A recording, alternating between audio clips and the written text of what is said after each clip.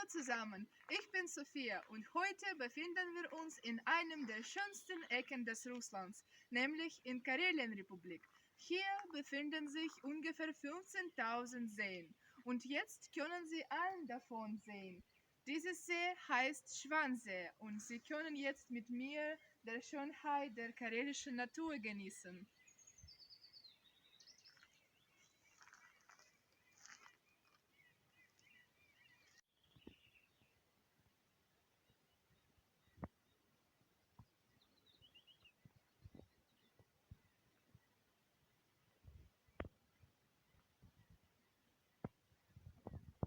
Wir befinden uns in der Hauptstadt der Karelienrepublik, in Petrozavodsk. Sie wurde vor 300 Jahren vom russischen König Peter I. gegründet. Er hat hier eine Waffenfabrik gebaut. Hinter mir liegt Onegesee, ein der größten und bekanntesten Seen Karelias. Es ist mit dem anderen großen Ladoga-See verbunden, durch den Fluss Svir.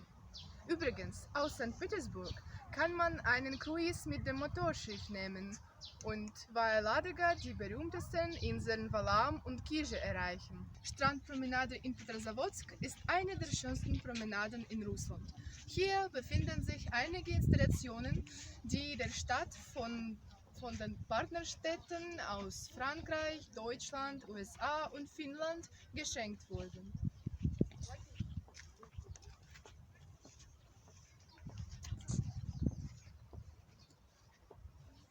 Das ist der Baum der Wünsche.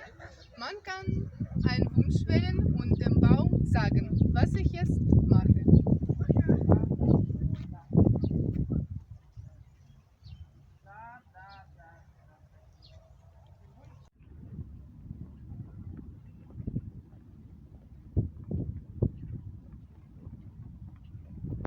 Diese Skulptur stammt aus der amerikanischen Stadt Duluth.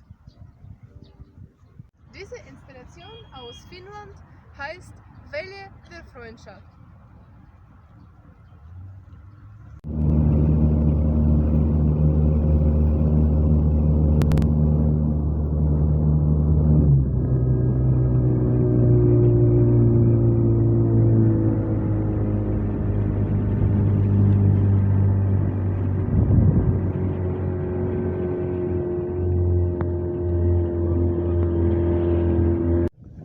Wir befinden uns auf der Insel Kije, im berühmtesten Museum der Holzarchitektur unter dem offenen Himmel in Russland. Mit diesem Schiff können Sie Kije von Petrozavodsk erreichen. 60 Kilometer via Onegesee und Sie sind hier. Das Museum wurde hier in der Mitte des 20. Jahrhunderts gebaut, als man hierher aus der ganzen Karelienrepublik Wohnhäuser und andere kultische Gebäude gebracht hatte. Aber die Hauptsehenswürdigkeit, Kije-Ensemble, sehen Sie jetzt hinter mir. Sie wurden hier vor 300 Jahren ganz ohne Nagel gebaut. Kije-Ensemble besteht aus sommerlicher Kirche, winterlicher Kirche und Glockenturm in der Mitte. Hinter dem Zaun befindet sich ein Friedhof. Beide Kirchen und Glockenturm des Kije-Ensembles befinden sich in den Ecken eines Dreiecks und von verschiedenen Seiten sehen sie unterschiedlich aus. Zum Beispiel von hier scheint es, als ob die zwei Kirchen nur zu einer verbunden sind.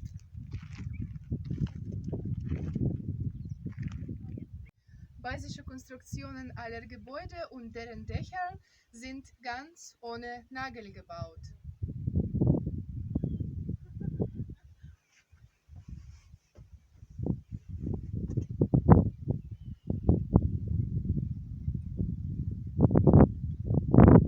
Diese Kirche ist 600 Jahre alt. Das ist der einfachste und der älteste Vorbild der russischen Holzarchitektur.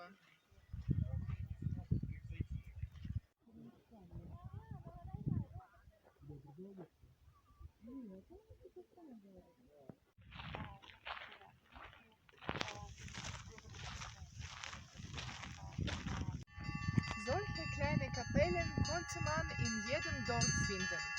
Es gibt aber einen großen Unterschied zwischen Kapelle und große Kirche.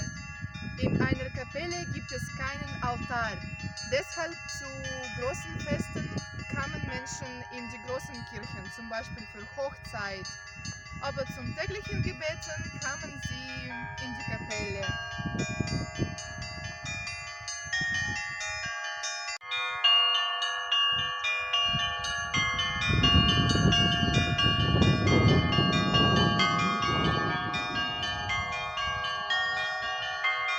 Jetzt beobachten wir Kirche-Ensemble von dem anderen Teil der Insel. Die Hauptkirche in der Mitte wurde vor kurzem restauriert. Sie hat 22 Kuppeln und es scheint, als ob sie mit dem Metall bedeckt wurden, aber eigentlich sind sie aus Holz gebaut. Sie sehen ein typisches karelisches Haus. Das Wetter im Norden, besonders im Winter, ist sehr kalt. Deswegen wurden hier große, komplexe Häuser gebaut, in denen man nicht nur gewohnt, sondern auch Haushalt geführt hat.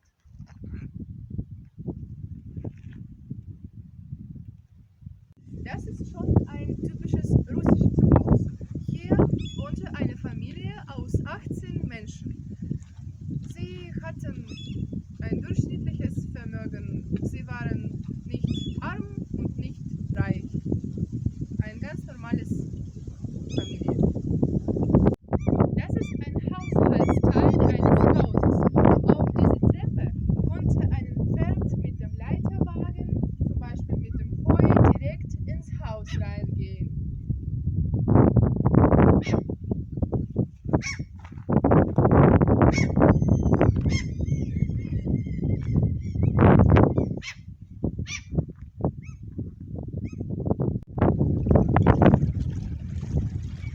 Der Haupttransportweg war auf dem Wasser.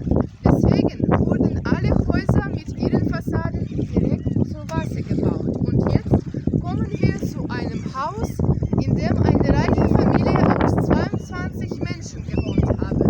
Sie haben alle aber sehr viel und hart gearbeitet. Auf diese Stäbchen da oben hat man farbliche Bändchen gehängt. Die Zahl dieser Bändchen zeigte, wie viel noch ungeheiratete junge Mädchen in dieser Familie wohnt. Wir befinden uns hinter dem Zaun der Kirche-Ensemble. Hier wurde erstmals der berühmte russische Epos von einem Sagenerzähler aufgenommen. Dieser Sagenerzähler ist übrigens hier begraben. Früher glaubte man, dass Scheideweg ein Treffpunkt der bösen Geister war. Deswegen wurden solche Kreuzen aufgestellt, damit die Larven zu verscheuchen.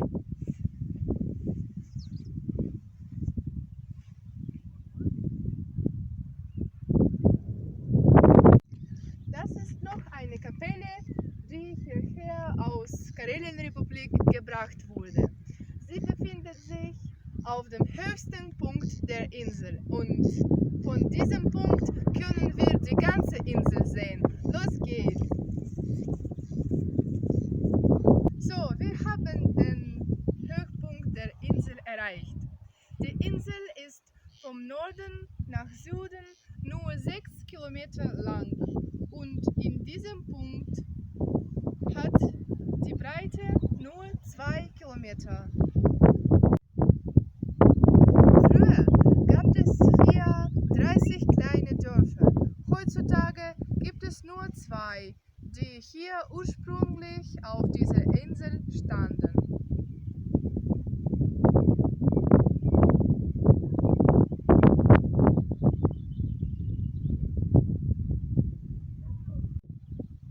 Die Natur diente immer als Modell für die Elemente der russischen Architektur. Ganz hinten gibt es noch eine Kapelle, deren Kuppel sehr ähnlich wie Spitzen der Tannen aussieht. Oder die Kuppel dieser Kapelle sieht ähnlich wie irgendwelche Blumen aus. Es ist unglaublich wunderschön hier.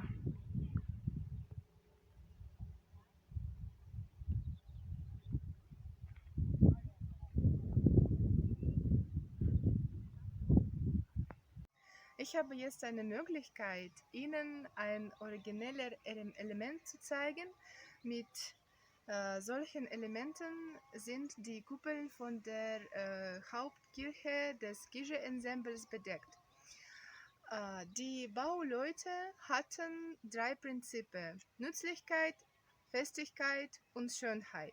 Deswegen wurden diese Bestandteile aus Espe gemacht, weil sie wasserabweisend ist und leicht und weich für die Verarbeitung ist. Dieses Element ist mehr als 100 Jahre. Wenn es neu ist, glänzt es in der Sonne wie ein Gold- oder Silberstück, aber später mit der Zeit, von weitem her in die Sonne, wird es wie ein Metallstück aussehen. Jährlich kommen Millionen von Touristen nach Karelienrepublik, um sich in der Natur zu erholen und deren Schönheit zu genießen. Es gibt zahlreiche Gasthäuser, die sich ganz tief im Wald befinden.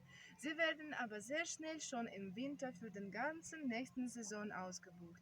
Wenn man Lust darauf hat, in Urlaub nach Karelia zu fahren, sollte deswegen sich im Voraus darum kümmern.